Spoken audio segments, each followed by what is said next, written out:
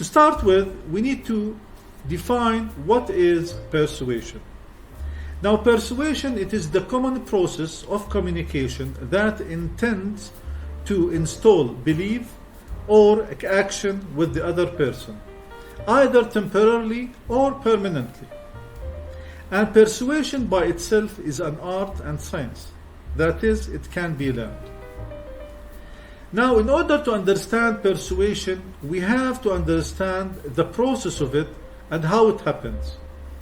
Now, persuasion starts with a message, either it's your opinion, the facts you present, the advice, or whatever that you give to the others. Then, on the other side, you have the audience. And we are faced with two types of audience. Those who are highly motivated and those who are low motivated. Those who take your message and have the ability to analyze it, and those who have low ability and don't take your message and analyze it. Then after that, the processing happens.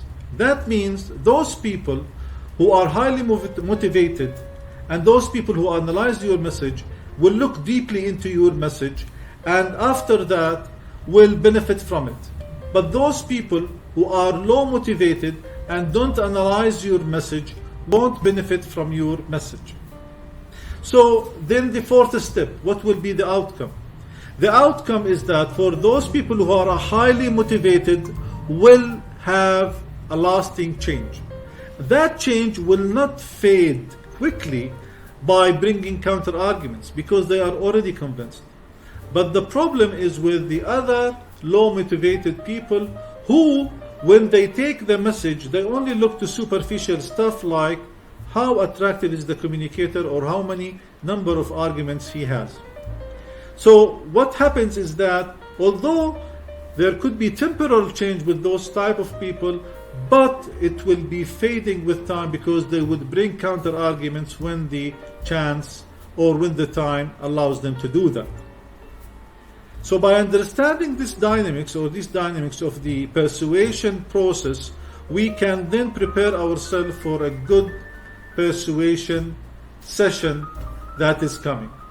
And this happens by learning some few techniques in how to persuade the others. There are many we cannot cover in this video, but we will cover the basics of these techniques. First, don't wear a disguise.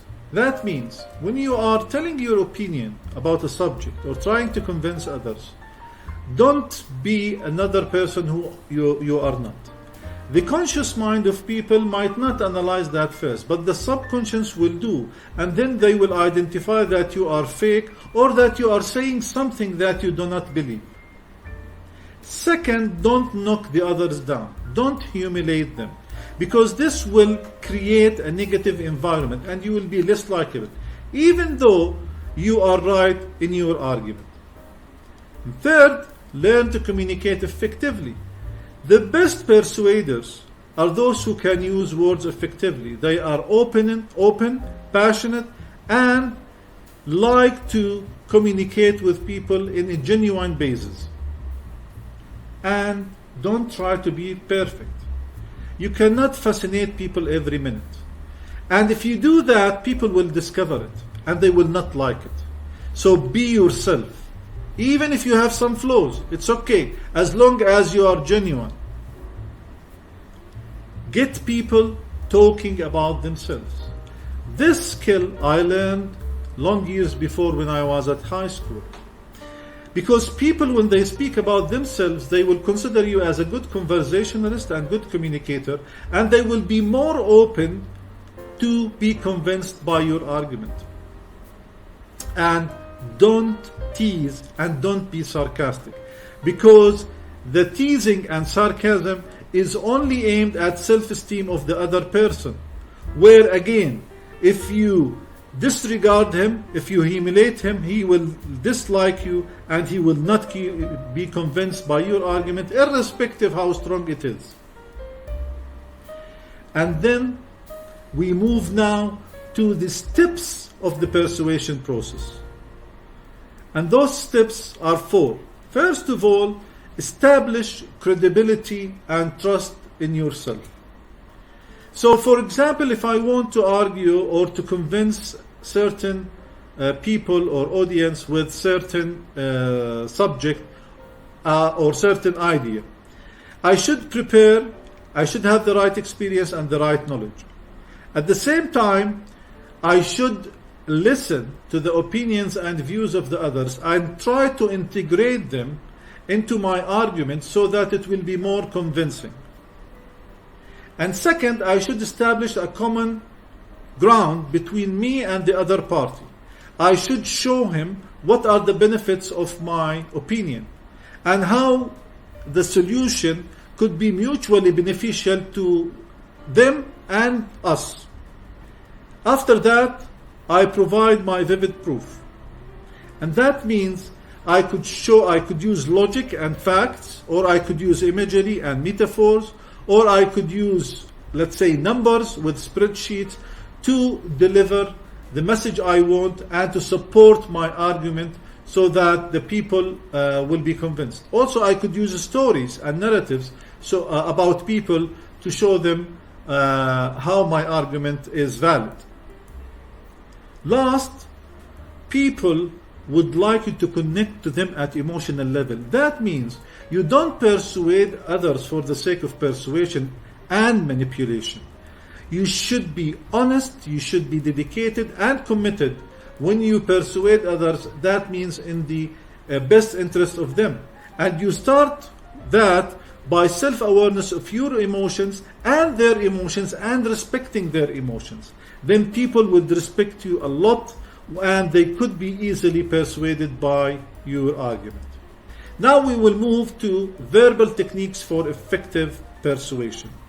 And we will speak about voice, language, body language, and tone and humor. Now to start with the voice. Now the voice is very important tool for persuasion, and there are three aspects of it, which is projection, pace, and modulation. And projections means that you should start your argument and talking with the others with a good loud voice, but not that screaming, so people will hear you. And pace, that means you should not be so fast that people cannot keep up with you, and you should not be too slow that people will feel bored for listening to you. At the end, modulation, you should vary your inflection and volume because this will keep your audience attention. Whether your natural speaking voice or volume is high, loud, or low and soft, you should vary your inflection and volume of your voice. Then the language. Here you should avoid using technical terms, and if it is a must, you should explain them. You can use analogies to explain difficult concepts or ideas. Third, for the body language, you should keep eye contact, monitor your gestures, and use them to emphasize points. Stand up, this keeps your audience attention, walk between them, relax, be conscious of your body language, smile and laugh because this will engage more your audience. And last, tone and humor. Use your tone to convey an infectious enthusiasm for the topic. Be positive and upbeat and don't focus on negatives. Incorporate humor into the discussion because this will build rapport with your audience. And here we come to the end of this video. Thank you for watching. Follow us on our social media channels, Facebook, YouTube, LinkedIn,